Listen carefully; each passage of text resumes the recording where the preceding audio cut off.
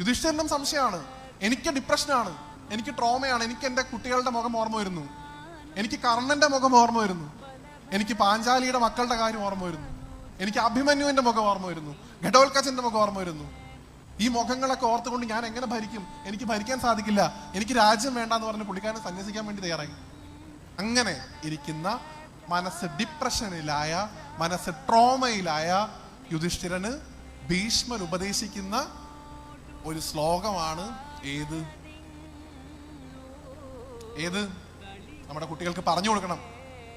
മനസ്സ് മുഴുവൻ കൈവിട്ടുപോയ, ഏത് നിമിഷവും ആത്മഹത്യയെക്കുറിച്ച് ചിന്തിക്കുന്ന, എനിക്കൊന്നും വേണ്ട ഞാൻ തിരിച്ചു പൊക്കോളാം എന്ന് പറയുന്ന, സ്വന്തം ധർമ്മങ്ങളിൽ നിന്ന്, സ്വന്തം കടമകളിൽ നിന്ന് ഒളിച്ചോടി പോവാൻ നിൽക്കുന്ന നമ്മുടെ കുട്ടികളോട് നമ്മൾ പറയണം, ഈ അവസ്ഥയിൽ യുധിഷ്ഠിരൻ എന്നൊരു രാജാവുണ്ടായിരുന്നു.